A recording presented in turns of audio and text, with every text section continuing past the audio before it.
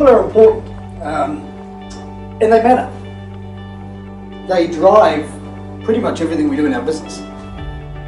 Businesses survive or fail on how well our people operate inside their units. Sure, we have services and products that people buy and sell, and that will always drive part of our business. We have processes that manufacture those goods, that we operate to, but none of that is more important, or less important, than the people who are actually the enablers towards profit and loss or success or failures. And Glenn's slide at the very end articulated that very well when he showed the circles and the linkage between profit, your word planet, I use the word performance, and people. Because without any one of those three ingredients, nothing else matters. We've met before, years and years ago. We have. And that was at a freighter conference in London. And it was Stan Reid, somebody we know for years. And he said, I'm asking the audience for 10 minutes. Right? And 2 hours later, Darryl was still there. Fantastic. Then he spoke last year in Doha, where there was the IATA symposium, IATA conference. And again, it was Darryl who took the floor. So we said, right, if he does it for the freighters, if he does it for IATA, he must do it for ACN. And we're very happy that he made all the way from Singapore. Singapore, okay. But ladies and gentlemen, Darryl Judd. Ben talked about lots of things that were challenging to the industry, and I agree with him. Much of what he says is absolutely on the mark. But there are opportunities out there. So we need to think about our business differently. We need to remain globally competitive. Unless we are relevant and we are competitive in the environment in which we serve, we will diminish. Actually, it's not about me doing all of it. It's about how do I empower the people underneath me, the new faces, and we talked a little bit about the youth earlier on. How do we empower those people to bring those ideas to the table and help us shift the way that we think about our businesses and our industry? The highest result for 7 years, 36% of employers still struggle with talent. But we only serve the supply chain logistics space, people like you.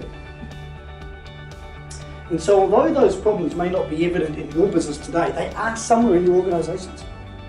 And we are challenged with that. If my purpose may be moving cargo, my first boss told me that my job was moving something from A to B, the shortest possible time for the lowest cost.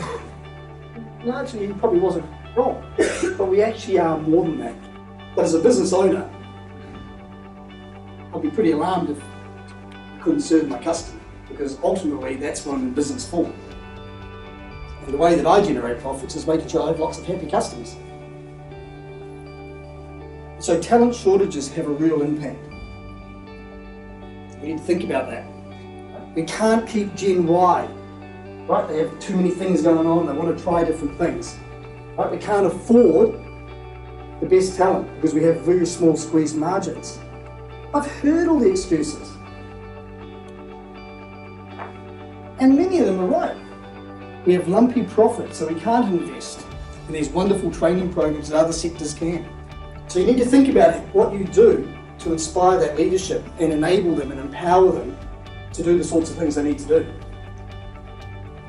IATA, private organisations, universities have embraced the need to create programs dedicated to the supply chain sector.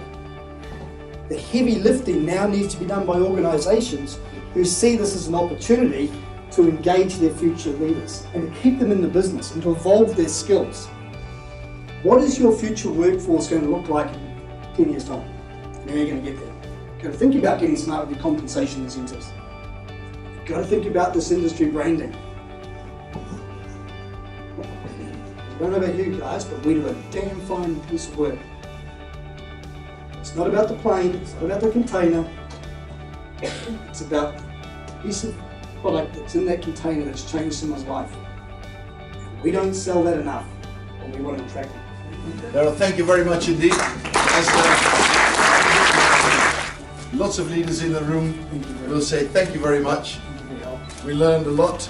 We're going to ask you to come back next year, and we will have a much younger audience here. But there is a lot of room also left for the elderly people, as you did. So we're not too worried. Thank you very much indeed. We appreciated your presentation, and we hope to see you soon again. Thank you, Jacob. Dames en heren.